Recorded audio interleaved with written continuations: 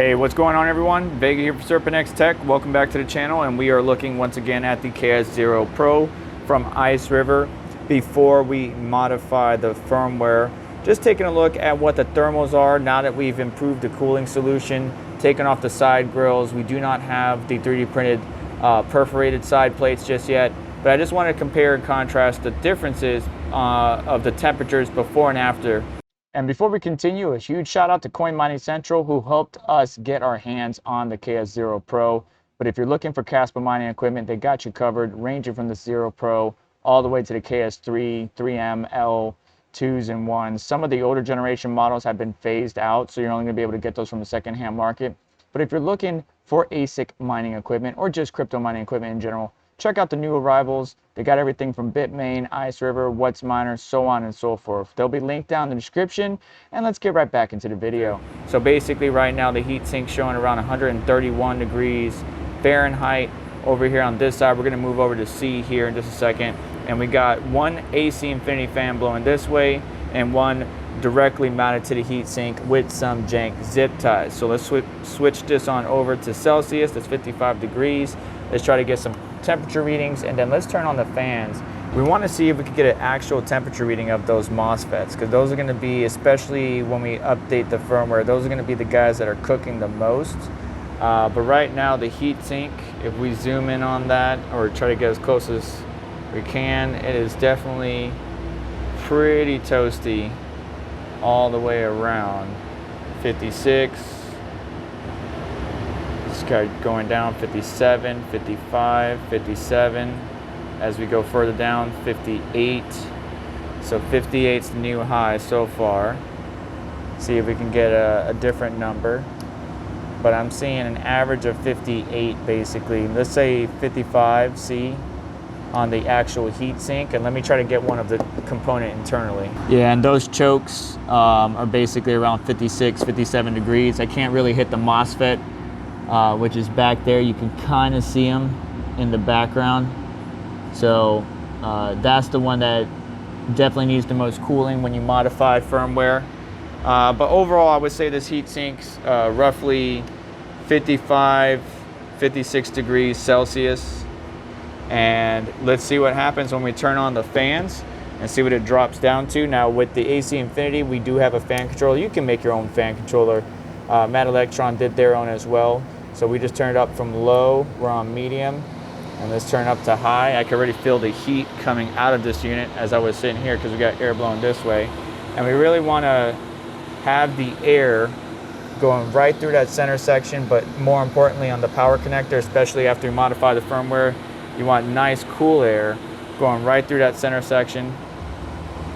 And then we have this fan blowing directly on the heat sink. So I'm gonna let that run on high for a little bit and see what the temperature drops down to for this particular device.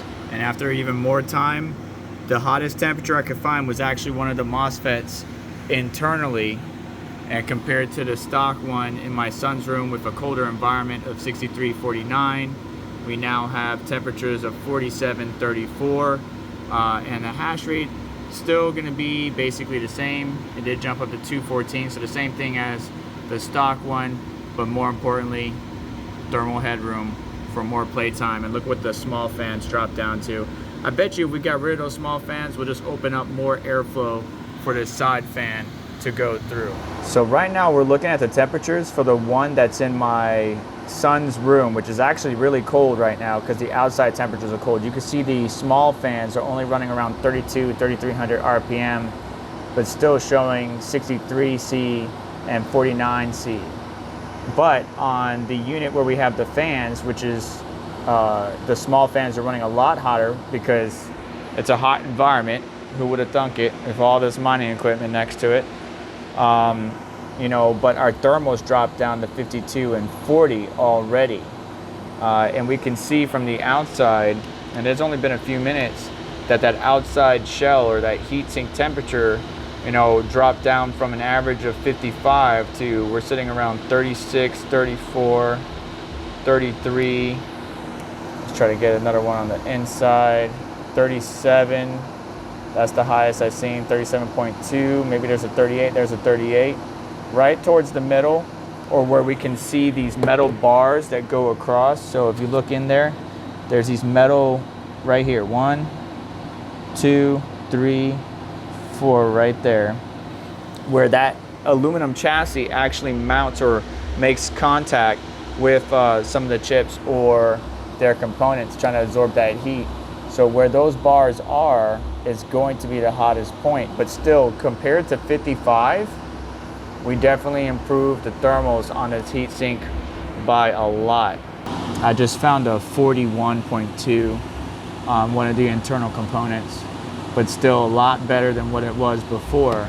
And is this going to improve the hash rate? Probably not unless we update the firmware.